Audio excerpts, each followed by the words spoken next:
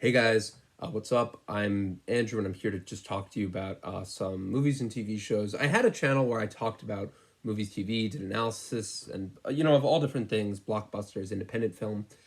But that channel got taken down, so now I'm just going to be here talking about, TV and movies. And I wanted to talk about like everything really, but let's just get into it. Today I want to talk about Succession, which is a really interesting show because, we're in an era where peak TV is a thing. TV shows take like years to come out now. It used to just be like they film them in like 6 months, they're out. Now it's taking like months to get a TV show because they treat them like a movie.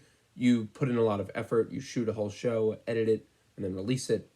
And also, I just wanted to talk about why certain shows are so popular. Like, why is Succession so popular? Obviously, there's reasons like, the characters are interesting. It's kind of like Game of Thrones meets The Office. It has, as opposed to just being a show that's very surface level about business or, corporate interminglings, it's about if their characters are personal.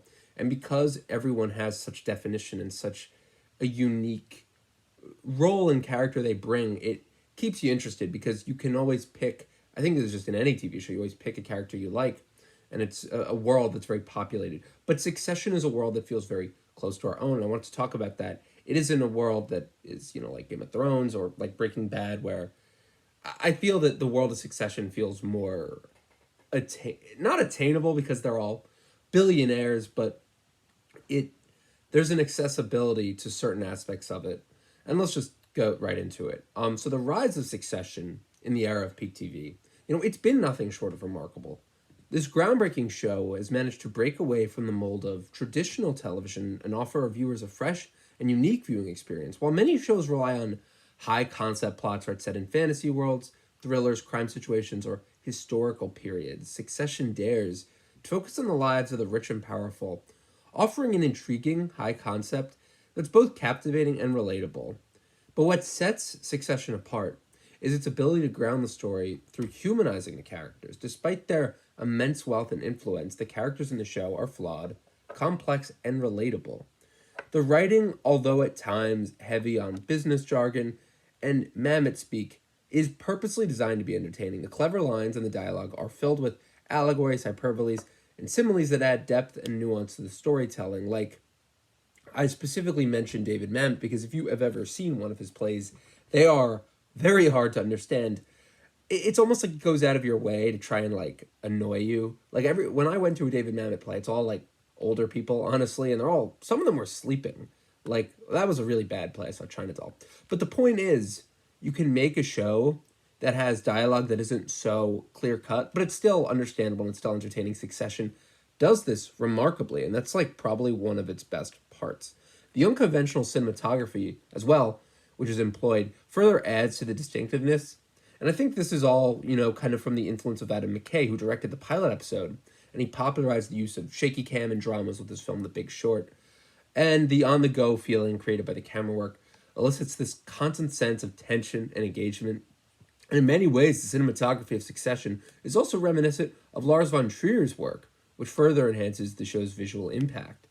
That's what I liked about it. It feels very real. When you shoot a show in handheld and you don't, keep it static, it looks like how I just did. Oh, it looks kind of like exciting. There's tension.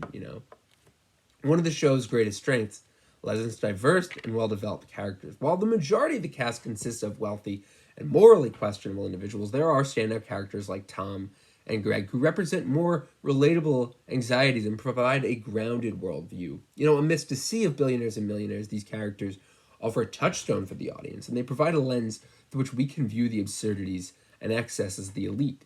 Moreover, Succession keeps itself grounded on a human level by exploring big topics such as scandals and business acquisitions through the lens of personal experiences. Like that whole arc where Tom Wambsgans has to deal with cruises is great because it isn't treating the corporation like they're some evil entity, like we must cover this up.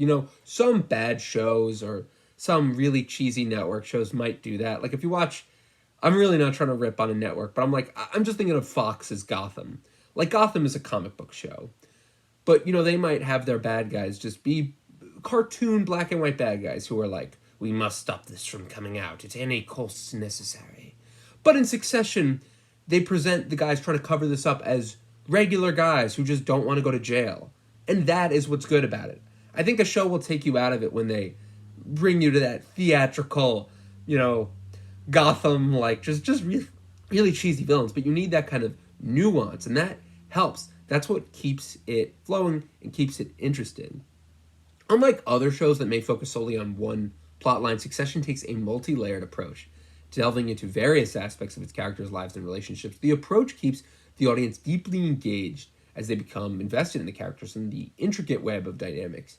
The show, in some way, draws inspirations from figures like the Trumps and the Murdochs.